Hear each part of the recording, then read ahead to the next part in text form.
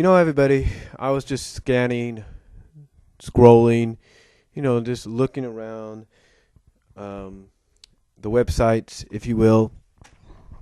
And excuse me, I'm trying to untangle the mic here. And I noticed at the Sega.com forums, the message boards of Sega.com, in the cartoon comic section, someone did a topic called Ian on the Sonic Girls, basically on the female protagonists of the Sonic the Hedgehog comic book. Now, the reason this topic was made is because it was made sort of out of another topic over at the Bumbleking forums. See, at this Bumbleking forums, there's somebody there that asked the question, should Shadow have a love interest? Now, Ian Fylnn, who runs that board, saw this and gave his own perspective on a list of females.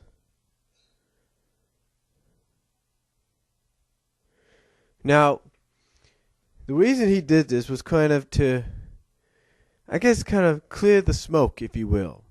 Now, when I read off this list, it will probably give you an idea of who might survive and who may be in trouble in the next few issues.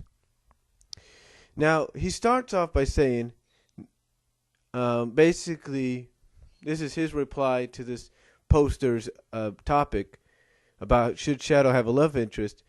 And Ian Fylnn replies, and I hate to say this, I quote, he replies, I quote, "Not especially, but first and foremost because I hate the notion of make a character to be a love interest. That's vapid. You're not creating a partner, you're creating a set piece to prop the first character on." So, basically, what he's saying is that all the love interests here are just basically set pieces. It's like chess, basically. You need a king and a queen as set pieces. You can't have just a king and that's it. You can't have that. Now, he goes on to say, and this is Ian Fylnn again, in his response to this poster's topic, the comic has had a series of made-to-love characters, and they've had a limited amount of success. And he lists them. And now he lists the characters, or some characters. But again, he says the comic has had a series of made-to-love characters, and they've had a limited amount of success. So in other words, these characters have been made to love other characters, and they've had very little success in doing so. Now, the characters he starts off with are, well, of course, the first one he starts out with, female-wise, is Sally. And he says on Sally, and again I quote, "I wouldn't count her," basically he wouldn't count her as a love interest for Shadow, or I wouldn't count her as a made-to-love character. But I'm mentioning her first since I know she'll come up. Basically, he knows a lot of people will start saying certain things, and that she's always the first one to come up. Her role was to be leader of the freedom fighters and a love interest for the main hero. But she had a defining trait of her own to work from. And that's part of the reason she's one of the strongest female figures in the book. Again, he says about Sally from this topic that he wouldn't count her as a made-to-love character. He wouldn't count her in that direction. Because again, he says that her role was to be leader of the freedom fighters and a love interest to the main hero. She had a defining trait of her own to work from. And that's part of the reason she's one of the strongest female figures in the book. Now, okay. Now, when I read that, doesn't that kind of tell you something, folks? Doesn't that say something? That perhaps she may not be on the chopping block, perhaps, or the life hanging block? Again, it could be another red herring, but doesn't that say anything? he basically closes out talking about her, saying she's one of the strongest female figures in the book. Now, why would he want to kill somebody that he's come out and said is one of the strongest female figures in the book? Why would he do that? Doesn't make sense, right? But we'll have to find out. Then he continues on, and the next female up on the list is Amy Rose, or Amy. And he quotes on her, which is Amy, he quotes on Amy, her character has languished for years, in comic and game canon alike, because her only defining trait is her sonic obsession.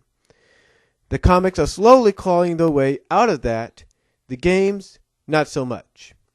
Actually, the way he says it is, her character, and again this is Amy Rose, from Ian Flynn's own mouth, or typing if you will, her character has languished for years in comic and game canon alike, because her only defining trait is her sonic obsession. The comics are slowly crawling their way out of that pit. The games, not so much. So what he's saying by that, folks, is that the aim is what we've been saying for many, many months, for many years, and ever since 222. The Amy Rose you see in the comics is not the same Amy Rose you see in the games. The Amy Rose you see in the games is still in that, oh, I want to be with Sonic. Sonic's going to be mine someday. And yeah, they do throw in a few wordings and lines and all that acknowledge that. But 222 to me defined the character as saying, look, I love Sonic to the point that if he's happy with somebody else, then I want him to be happy with that person. That's all it is. The next up is Julie Sue on the list. That's right, Julie Sue. And this, again, is from Ian. And I quote, he talks about Julie Sue, and I quote, let's go ahead and use the exception that proves the rule. And this is Julie Sue, he said. And this is Julie Sue he's talking about. He says, let's go ahead and use the exception that proves the rule. Her motivation for liking Knuckles was weak. And then he puts in apostrophes or quotation marks. Soul touch? Why? But she grew into her own character.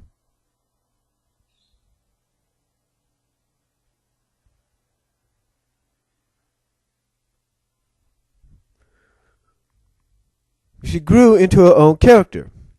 Still, she treads dangerously close to being a girl Knuckles in terms of characterization. She dodged that narrative bullet. And again, this is what he says about Julie Sue. He says, Julie Sue, let's go ahead and use the exception that proves the rule. Her motivation for liking Knuckles was weak. Soul touch? Why? And he puts that in apostrophes or in quotation marks. But she grew into her own character. Still, she treads dangerously close to being a girl Knuckles. In other words, he's saying she's trending close to being a female version of Knuckles in some ways. In terms of characterization, she dodged that narrative. In terms of characterization, she dodged the narrative bullet. So basically, he says she is her own character, but she still times in stories will trend towards being just another female, just being a female version of Knuckles. Okay. And that was his take on Julie Sue. Next character, Mina Mongoose. And this is Ian's take on Mina Mongoose. He says, why hello there, can of worms. Shall I open you? Mina has come into her own right, but it has been much harder for her than Julie Sue. She was made specifically to create a Sally Sonic Mina love triangle and only received deeper motivation down the line. Even still, having grown so much, she doesn't really have a place in the main stories. She's limped along, but she hasn't done as well as Julie Sue.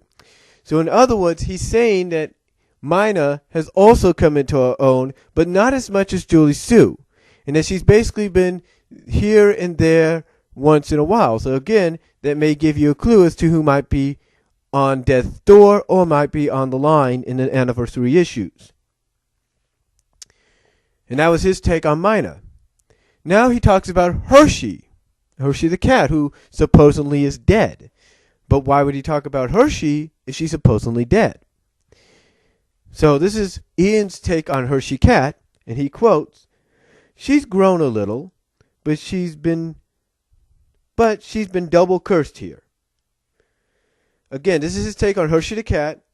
He says, and this is Ian Fylnn talking about Hershey. He says, "She's grown a little, but she's been double cursed here. Introduced to give Drago Wolf, basically introduced to give Drago's plot some wheels, then reintroduced to kill off the Jeffrey Sally pairing. She's been nothing but arm candy. She's shown some self-reliance, which can be construed as character growth, but she doesn't have much definition. Aside from supportive nice spy, what is she like?" So that may be giving you a clue as to maybe is she still around or not, but why would he talk about her if she's not? But again, he says about Hershey, and this is Hershey Cat he talks about, "She's grown a little, but she's been double cursed here. Introduced to give Drago's plot some wheels, then reintroduced to kill off the Jeffrey Sally pairing. She's been nothing but arm candy.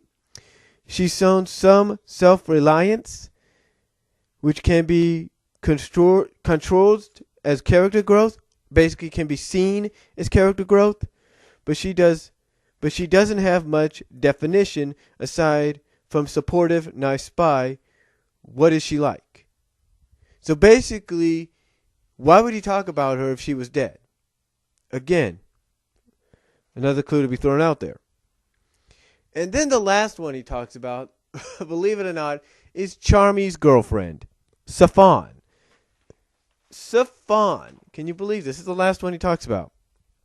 And he says about Fylnn, "I'll admit I really don't have a good..." Basically, he says that this is what Ian Fylnn says about Fylnn. "I admit I really don't have as good a handle on her character as I'd like. And that's mostly because she doesn't have much of one. Her moments of clear characterization throughout the entire book, including my run, have been brief and sometimes inconsistent. She doesn't have a clear role in the chaotics outside of Charmy's girlfriend. It's something I want to get around to fixing. But with such a large cast, someone who needs so much work falls by the wayside." So basically he's saying that right now Fylnn is somebody that he'd like to work on, but because there's so much to work on in the book, character-wise, story-wise, and all that, trying to work on her falls by the wayside. But still, he looks at her as just being known as Charmy's girlfriend. So, and then he says in closing, this is what he says in his closing, and this is Ian Fylnn again. He says, "My point in all this made-to-love characters aren't characters." Basically, this is what he says. This is what he says in closing. He says, "My point in all this made to love," and he puts these in apostrophes, quotation marks, if you will. "My point in all this made to love characters aren't characters. They're filler, and I find them insulting in their construction to the readers and to the characters themselves. If we had a pre-existing character or one developed to stand on her own that eventually worked out as a compatible with Shadow, that'd be something else entirely. But it's all moot since I see Shadow as a perpetual loner." And then he puts down here TLDR, no. I don't know what that means. And then he adds a note. This is what he notes at the end, basically like a PS.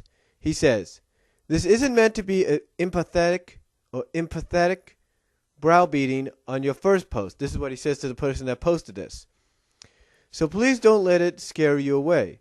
I just want to make my position clear and give everyone a little insight into how I approach some aspects of the book. I'm sorry if that came off as a little strong." So basically what he's saying about these characters, if you will, is some of them are not just to be oh, let's make this character to fall in love with that character, or this character fall in love with that character.